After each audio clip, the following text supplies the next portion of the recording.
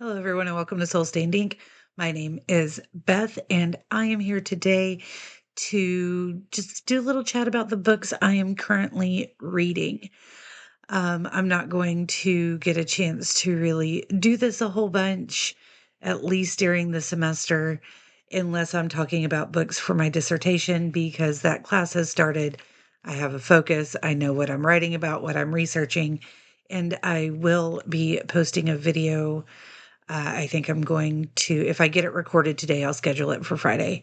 But I will be talking about what that focus is, what I'm looking for, all of those things in a different video. But I wanted to talk to you about the two books I'm currently reading and the third that I'm hoping to get read before I get really into everything for my proposal for my dissertation.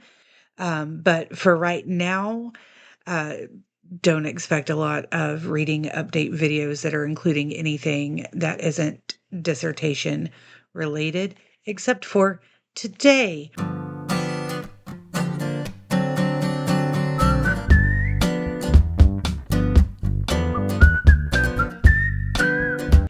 Um, the first book I am reading is Tea and Alchemy by Sharon Lynn Fisher.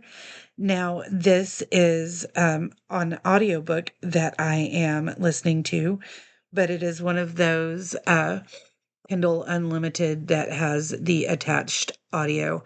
So I am dual reading the text and the audio. I've just read the first chapter so far, pretty decent. Um, it is about this girl whose name I have suddenly completely forgotten, Mina, in Cornwall in 1854. Um, and Mina works at a cozy tea room on the edge of the village. And she has started seeing shapes in the tea leaves that she's noticing kind of connect to something that happens, right? So she thinks she's crazy. And her boss is like, oh, nope, I think maybe you can read the future. Um, but then after this has all happened like at the very beginning of the book, she sees a magpie in this guy's tea mug. She tells her boss, she's like, I think I'm losing my mind. And then on her way home that evening, she stumbles over the guy's dead body. And that is actually where I am at. But it says that in Cornwall, 1854, the people of Roche have always whispered about the recluse in the black granite tower that looms above the moorland. One young woman is driven to discover the truth behind the old tales. And then it talks about Mina working at the Magpie and how she stumbles upon the murdered man, and villagers immediately suspect Harker Tregorick, a living, breathing mystery who never ventures beyond the bounds of his centuries-old estate, until the day after the murder, when the handsome and compelling recluse visits the Magpie, leading to a meeting that will change both of their fates. Captivated by a man around whom danger and rumors of death swirl, Mina has never felt more alive. Can she uncover Harker's heartbreaking story and the truth about the murder before tragedy strikes again? So, again, that is Tea and Alchemy by Sharon Lynn Fisher. And then the other book that I am reading right now, I have through the Libby app. I had it in physical form from the library, and I just never got around to reading more than the first page. But I was intrigued, and that is The Otherwhere Post. This is a young adult novel by Emily J. Taylor, and I've read the first, I think, 3 chapters of that so far. So 7 years ago, Maeve Abinthy, I keep wanting to call her Abernathy. It is Abinthy, lost her entire world, her father, and even her name. Desperate to escape the stain of her father's crime, she lives under a fake name, never staying in one place long enough to put down roots. Then she receives a mysterious letter with 4 impossible words. Your father was innocent. To uncover the truth, she poses as an apprentice for the Otherwhere Post, where she'll be trained in the art of scriptomancy, dangerous magic that allows couriers to enchant letters and deliver them to other worlds. But looking into her father's past draws more attention than she'd planned. Her secretive, infuriatingly handsome mentor knows she's lying about her identity, and time is running out to convince him to trust her. Worse, she begins to receive threatening letters warning her to drop her investigation or else. For Maeve to unravel the mystery of what happened 7 years ago, she may have to forfeit her life. And again, that is the Otherwhere Post by Emily J. Taylor. And like I said, I've read the first, I think, 3 chapters. Maeve is a very interesting character. And at the very beginning, they tell us that there used to be three worlds that were connected by these doors. You could go through the doors, and um, it's like there are three alternate worlds, right? So the city of New York would be in all three worlds, but one is more focused on one thing, one is more focused on another. So there's like the same college would be in all three, but if you were studying mathematics, it would be in this world. If you were studying literature, all of those would be in this other world, etc. And then something happened and the doors exploded. You can no longer get between the three realms. A lot of people lost loved ones, do not know if their loved ones are still alive or what's going on, have no connection except for the Otherwhere Post.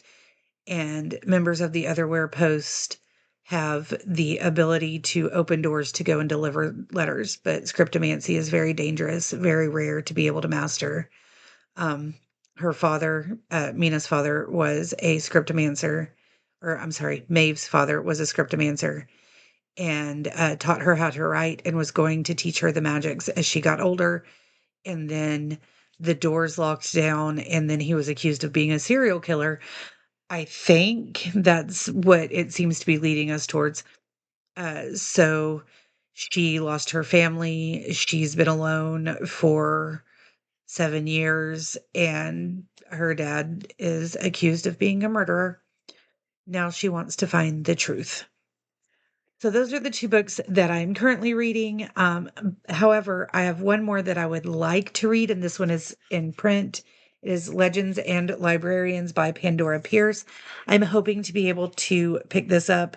I had it on my Amazon wish list, and Fiona sent this to me as my Christmas present from her, and I am really looking forward to it. It sounds like a lot of fun.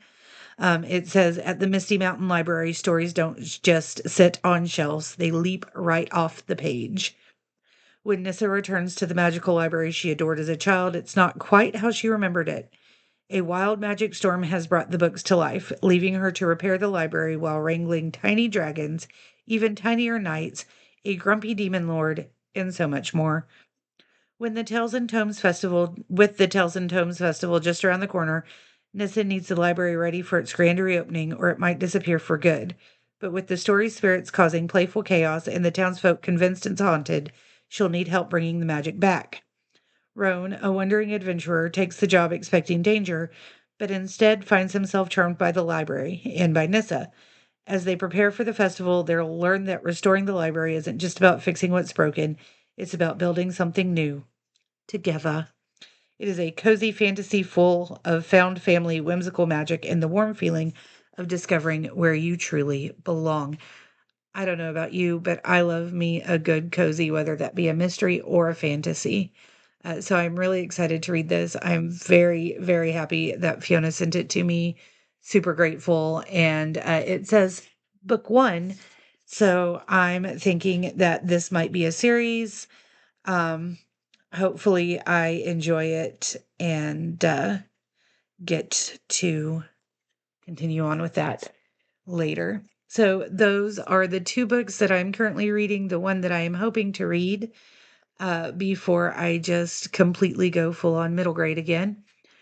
If you guys want to know more about them, if you've read them, or if you want to read them, or if you have just something else that you want to talk to me about, please come comment down there. I would be happy to chat with you. Go ahead and hit the like button, subscribe if you haven't, hit the notification bell so you can know whenever I post a new video, and I will talk to you again soon. Until next time, stay safe out there, friends. Bye.